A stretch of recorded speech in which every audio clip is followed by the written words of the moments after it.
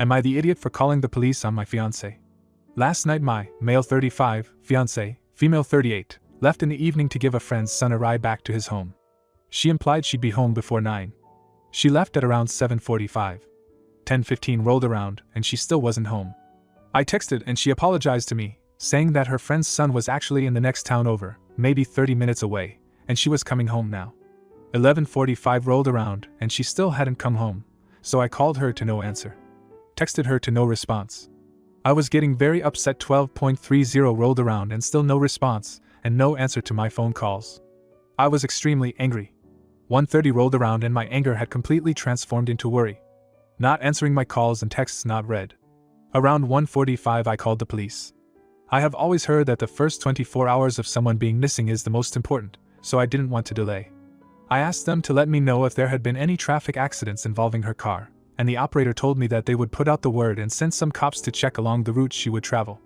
I called all the hospitals in the area to check if she had been checked in, and I waited outside watching the road for her car for 3 hours, partially because I didn't want the kids to hear me on the phone with hospitals, and secondly because I was sick with worry.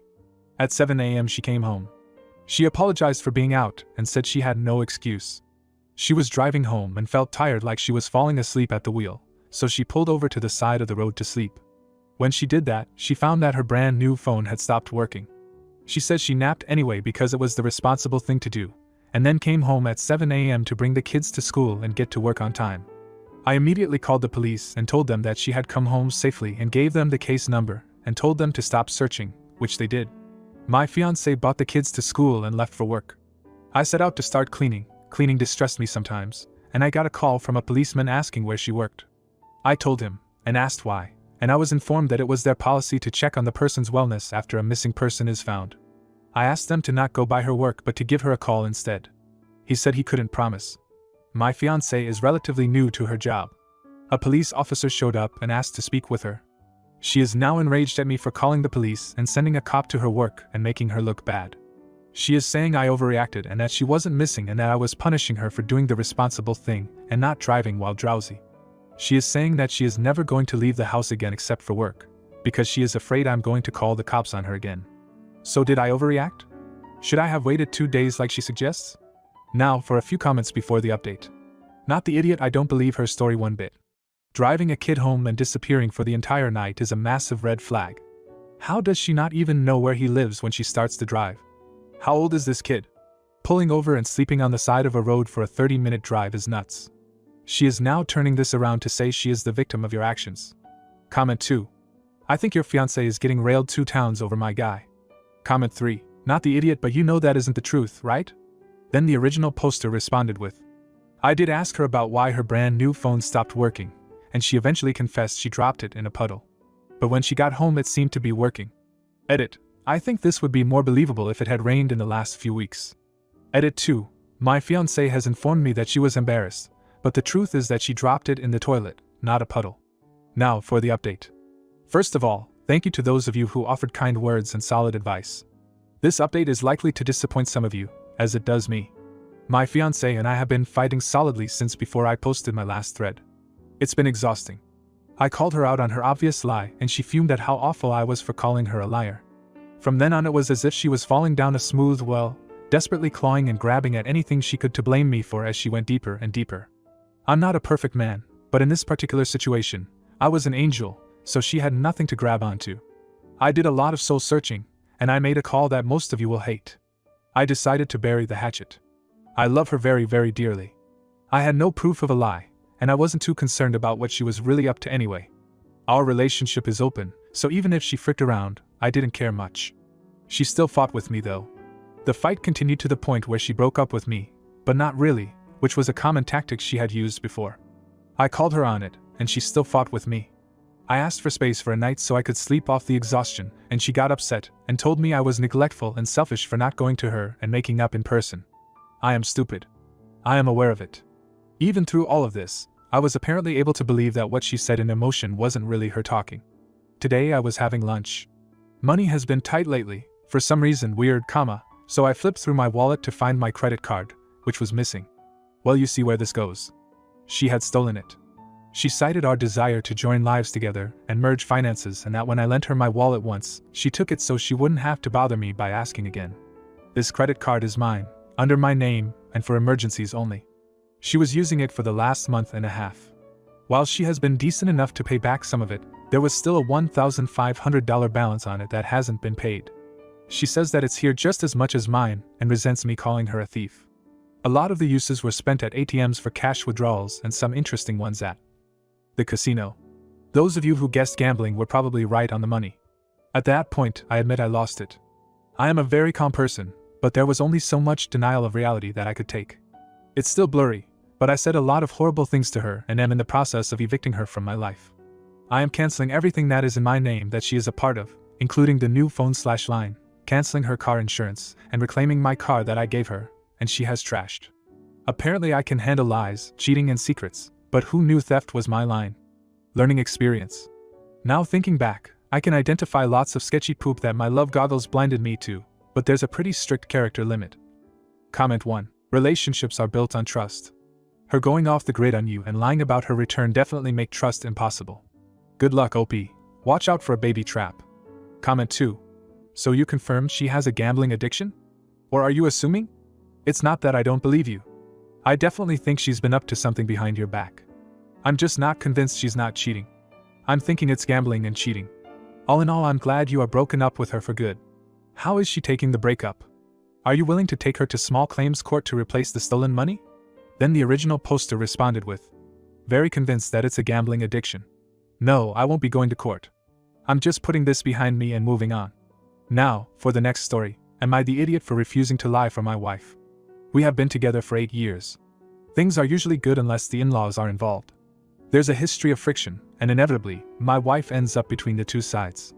We are buying a house. My step and my old does mortgages, and they are hurting for money. They insisted that we do our mortgage through them. I refused because we don't want them in our personal business, and they seemingly understood. When we sold, the agent we used was an old friend of mine. 13 years ago, I asked her out, and long story short, nothing came of it. I made the best of it and counted her among my friends. I gave my wife the entire backstory, as well as asked her if this makes her uncomfortable for any reason. She said no, and that she appreciates me telling her. I don't assume anything and always make sure that my wife is aware of whom I associate with, or where I am. There are no trust issues, but we both believe in never hiding anything from one another. We are using her again for the house we are buying. My wife's stepsister does real estate as a side gig, nothing else, and lives rent-free under mom's roof. She has little experience, and what she does have is part-time. We wouldn't use her because inexperienced and unreliable, and we refuse to enable her. My wife has expressed confidence in my judgment that my friend would be a better fit. The in-laws insist that we use the stepsister. They say that family comes first, and that it would help with her children. Understandable. That stepsister is not the best fit for our family's best interest. On this, my wife and I are in lockstep. My wife told father-in-law that the agent is my cousin because he was guilt-tripping her about the importance of using family. He is notorious for doing this to manipulate her, and this has resulted in clashes between us, because her default is to let her dad walk all over her, whereas mine is to assert boundaries. Father-in-law agreed to come to provide his insight for the inspection, as he is a builder by trade. I can easily see this coming up in a casual chat. So you are cousins? I put my foot down with my wife and said in no way will I go along with an outright lie. That's a boundary for me, one my wife knows well. She insists that she would have backed me up. I said I would not ask her to go along with a bold-faced lie save perhaps to save someone's life or some sort of Robin Hood scenario. I added that I had zero input in what she told her dad. I will tell them the truth to a level of detail I see fit. I have nothing to hide, but they are incredibly nosy. I could see them thinking I have ulterior motives. Personally, I don't care what they think. All this apart from the fact that I would expose that my wife lied. At heart, my wife doesn't want to hurt his feelings, and I deeply respect that. I see where she is coming from. However, the line got crossed when she involved me in this untruth. She wants me to play along just to keep the peace, but I refuse to do so. Am I the idiot? To note, the agent is not my cousin. Now for a few comments before the update. Not the idiot, you are right, and you should not be telling a lie, especially one that you'd have to keep up long-term like this. Though you do sound like you could be a little more sympathetic here with your wife, and it sounds like she's in a difficult spot. Then the original poster responded with, I had to keep my post within the 3,000 character limit. Truth is, I do get where she's coming from, and when we talked I let her know I'm not taking this stance out of a lack of sympathy. I think it is absolutely crappy that her dad manipulates her like this. I thought he had grown out of it in the 8 years we've been together. Comment 2. Not the idiot, but this is a prime example of why people, your wife, in this case, shouldn't give excuses when they decline. No, we are using someone else, would have been a better answer. Now for the update. The inspection came and went. The good news, there was no drama. I warned the agent about what happened and my wife filled her in on the family backstory. She was very understanding. Father-in-law did not bring step-in-my-l, but did bring up the cousin thing. As expected, he waited until I was not in the room. He seemed convinced he had met her at a family gathering before, lol, and she even played along. It turned out for the best, because there was no drama. I did not get put in a position of being a liar myself or letting the cat out of the bag on my wife, and there were no hurt feelings on the other side either. That's not to say this won't come up again down the road. My wife is actually more resolved now to rip the band-aid off. Comment 1. Not the idiot, but your wife needs her own backbone. She should have told her father that you were not using her stepsister. End of story. Her father's reaction is irrelevant. Comment 2. Why is your wife's family at the inspection anyway? Then the original poster responded with, her dad has been a builder his whole life, so his input has a lot of weight. Stepmother-in-law usually hovers nearby. Now, for the next story. Am I the idiot for not wanting people at our pool? My fiancé and I own a house with a pool in the backyard. His brother, Jay, had asked the day before if he and his family, wife plus 3 kids, could come over on Sunday to swim after one of the kids' sports games, which was at a park close by to us. Now, my fiancé and I own a business together that requires work from home, on Sundays. Everyone that we know is aware of this, including his brother. I voiced my opinion that I felt it was weird for people to be at our house while we were working in the basement, but my fiancé assured me that it would just be chill. He said it's normal for families to use people's pools even if they aren't home. So, we let them come thinking that they would swim for maybe an hour then leave. But it wasn't just them. Fiancé's parents also came, we figured they would, but the kicker is that Jay also invited 2 of his friends plus their partners and their kids as well. We do know these people, but both fiancé and I were not aware of this beforehand. So now it's a full-on party in our backyard while we are working in the basement. I became very annoyed that they did not only invite themselves but some of their friends as well. It made me feel guilty that I couldn't be in my own backyard to host people because I was working. It also felt like they were just using the house and didn't really care about seeing us, the homeowners. Not to mention, the house was a complete mess. We had a busy Friday and Saturday, and I didn't bother cleaning much before because I figured it would just be Jay's family. Everyone was here from 1 p.m. till 7 p.m. We finished work around 3 p.m., at which time the fiancé put on his swim trunks to join them outside. I got in a pretty bitter mood from it all and stayed inside. I didn't say hello to anyone because I figured they weren't even here to see me, just my pool.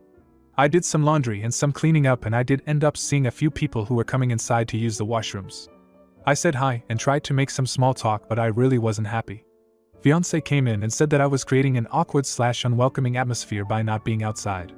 I told him I never planned to have a party today, so I was just carrying on doing what I originally had planned, which was laundry and cleaning. Fiancé keeps saying that I was rude for not joining them outside after work. He also says things like, the pool is meant to be used, and that it's family time. Am I the idiot? Edit. Answering those who have asked, we bought this house together completely 50/50ths. There's no update, so here's a few comments. Not the idiot, but you and your fiancé need to have a serious conversation about this. It is guaranteed not to be a one-time thing, and you clearly have very different expectations about your home life. I hope you're prepared for unexpected and unwanted guests for the rest of your life. Your fiancé clearly thinks your home is a community center, and you clearly think it is a private place. Neither approach is wrong, but they are entirely incompatible. Comment 2. Not the idiot, but you and your fiancé need to have a serious conversation about this. It is guaranteed not to be a one-time thing, and you clearly have very different expectations about your home life. I hope you're prepared for unexpected and unwanted guests for the rest of your life. Your fiancé clearly thinks your home is a community center, and you clearly think it is a private place. Neither approach is wrong, but they are entirely incompatible. If you like this video, you'll probably like these too. Also, while you're here, please consider subscribing. It's your support that keeps this channel alive and allows me to make better and longer videos. Have a great day.